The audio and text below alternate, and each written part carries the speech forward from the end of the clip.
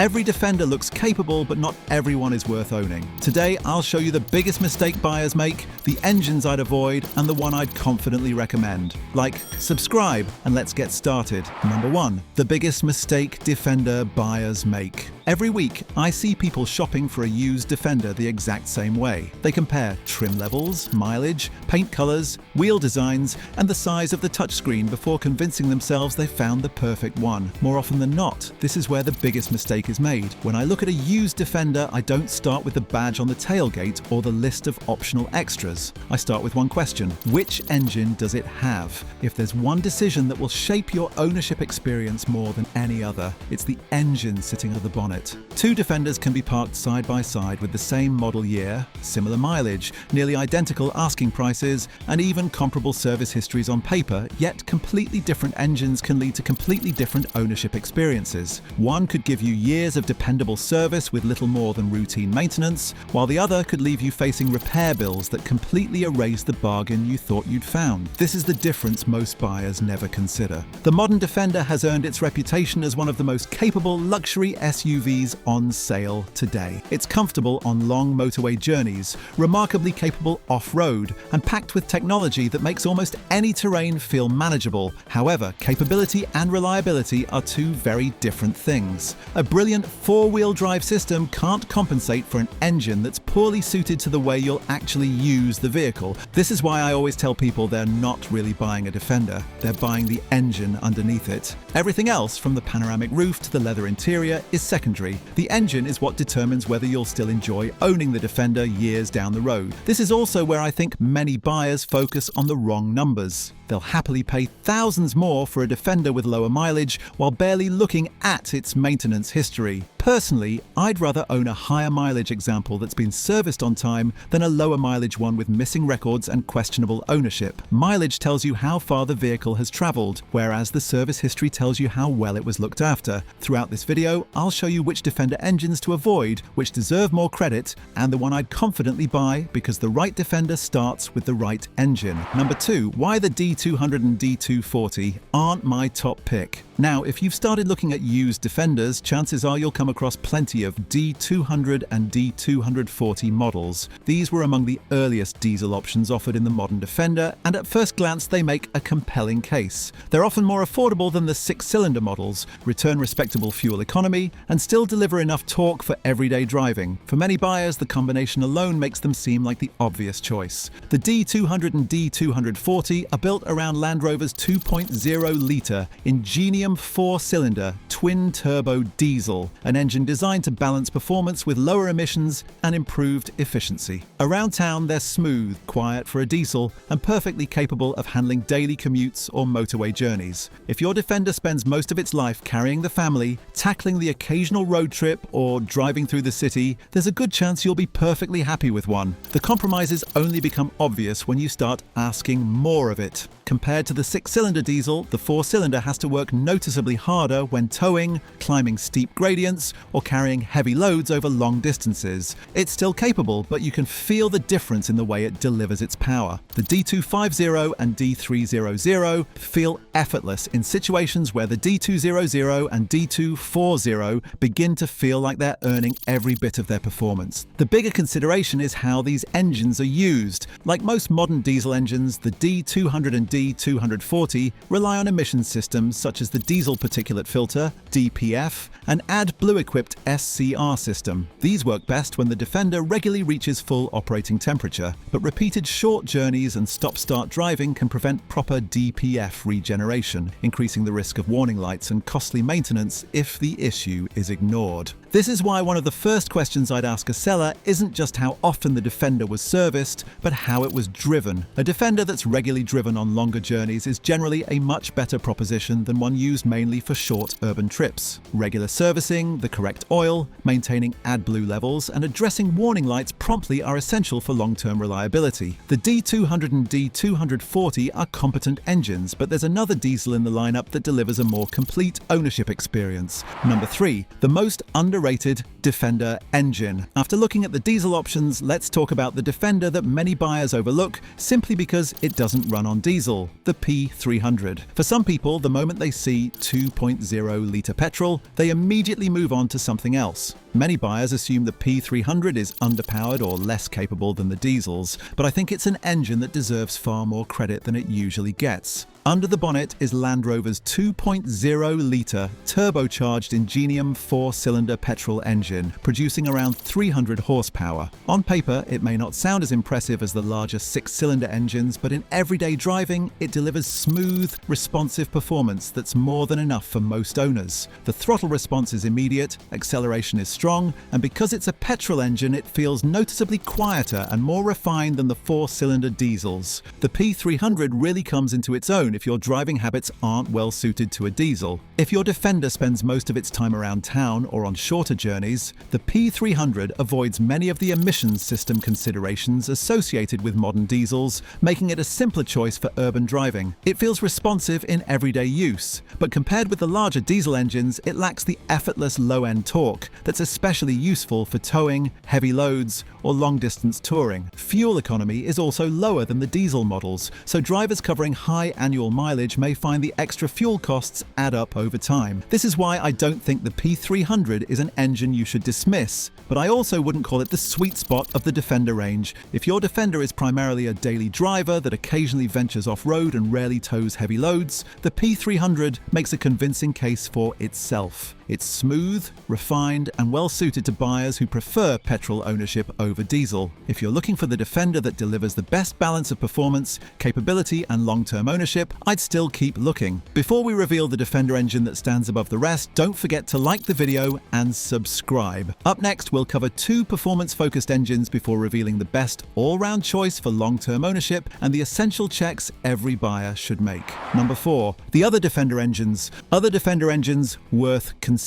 Now, before we get to the engine I'd actually spend my own money on, there are two more Defender engines worth talking about. Both are genuinely impressive in their own ways, and for the right owner, either could be the perfect choice. Most Defender buyers aren't chasing outright performance or luxury. They're looking for the smartest long-term ownership choice. Let's start with the P400, powered by a 3.0-litre Ingenium inline-6 turbocharged petrol engine with mild hybrid technology. The P400 is arguably one of the smoothest engines Land Rover has ever fitted to the Defender. It delivers effortless acceleration, refined motorway manners, and more than enough performance for everyday driving. Unlike the 4-cylinder P300, it never feels like it's working particularly hard, whether you're overtaking slower traffic or climbing steep inclines with passengers and luggage on board. If you enjoy driving, the P400 is easy to appreciate. The inline-6 is naturally balanced. The mild hybrid system helps make power delivery feel even smoother, and it's a remarkably refined engine for a vehicle of this size. For buyers who primarily use their Defender on the road, it offers a level of comfort and performance that's difficult to fault. The trade-off, however, is running costs. While the P400 is more economical than the V8, it still consumes noticeably more fuel than the diesel models, particularly on longer journeys, making the diesels the more sensible choice for high-mileage drivers. Then there's the P525, the Defender's flagship performance model, delivering exceptional acceleration and a driving experience few SUVs can match. The trade-off is higher fuel consumption, insurance, and maintenance costs. During a pre-purchase inspection, I'd pay close attention to the cooling system and overall service history, as long-term ownership can become expensive if maintenance has been neglected. These aren't reasons to avoid it, but they're important considerations before buying. The P400 and P525 aren't bad engines at all. In fact, they excel in the roles they were designed for. The P400 is one of the most refined petrol engines in the Defender lineup, while the P525 delivers performance that few luxury SUVs can rival.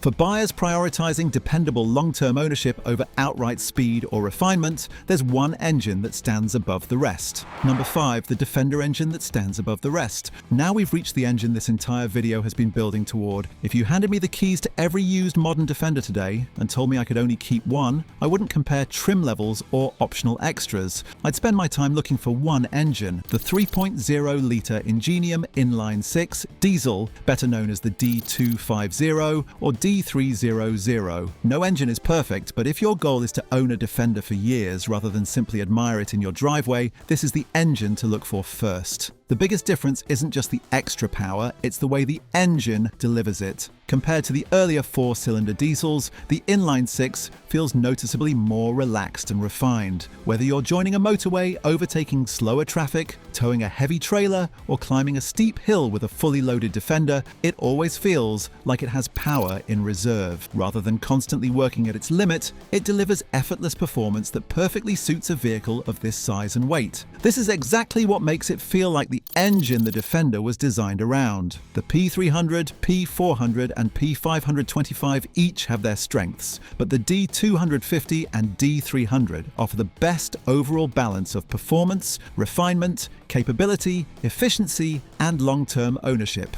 This is why they've earned such a strong reputation among owners and Land Rover specialists. Rather than being defined by major design flaws, they're known for dependable performance when properly maintained, with most discussions focusing on routine servicing instead of expensive engine failures, making them the standout choice for a used modern Defender. This doesn't mean maintenance becomes optional. If anything, it's even more important. The owners who get the highest mileage from these engines are usually the ones who never treat maintenance as optional. Regular oil changes using the correct specification, quality fuel, timely servicing, and keeping the emissions system healthy all make a real difference over the long term. Like any modern diesel, neglect will eventually catch up with it. But when properly maintained, the D250 and D300 have earned a noticeably stronger reputation than many of Land Rover's earlier diesel engines. I'd also want to know how the Defender was used, because one that's regularly driven on longer motorway journeys is generally a better proposition than one that's spent years doing short trips around town. I'd also insist on a cold start, review the service history, and run a diagnostic scan, because even the best engine can't overcome neglected maintenance. The best Defender engine in the world can't overcome poor ownership. Give me a well-maintained D250 or D300 with documented servicing, sensible mileage, and evidence that someone genuinely cared for it, and I'd choose it over a higher spec Defender with an uncertain history every single time. This is why, if someone asked me today which modern Defender engine I'd confidently spend my own money on, this is exactly where I'd point them. It offers the best balance of refinement, torque, efficiency, capability, and long-term ownership in the entire modern Defender range. Number 6, the Defender Buyer's Inspection Checklist. Now you know which engine I'd be looking for. The next step is making sure the Defender sitting in front of you is actually worth buying. Because here's something I've learned over the years. The right engine doesn't automatically make it the right Defender. A well-maintained Defender with average mileage will almost always be a better purchase than a neglected one that's traveled fewer miles. Mileage tells you how far the vehicle has been driven, but maintenance tells you how it has been driven. This is the difference that really matters, and it's why the very first thing I'd ask for isn't the key, it's the service history. I'm not looking for a folder full of invoices, but clear evidence that the Defender has been maintained consistently. Regular oil changes, on-time servicing, and evidence of proper cooling system and transmission maintenance tell me far more than a spotless interior ever could. If the service history contains large gaps or the seller can't clearly explain what's been done, I'd immediately become cautious. The next thing I'd insist on is a completely cold start. Before you even arrive, ask the seller not to warm the engine. A cold start reveals far more about a Defender's condition than one that's already been running. The engine should fire up cleanly without excessive cranking, abnormal smoke, warning lights, or unusual mechanical noises. Modern diesel engines will naturally sound a little more mechanical when cold, but harsh knocking, loud rattles, or persistent smoke deserve much closer investigation. After that, I'd get underneath the vehicle. Most buyers spend their time admiring the paintwork and checking for minor scratches. I'd rather inspect the underside for oil leaks, damaged underbody protection,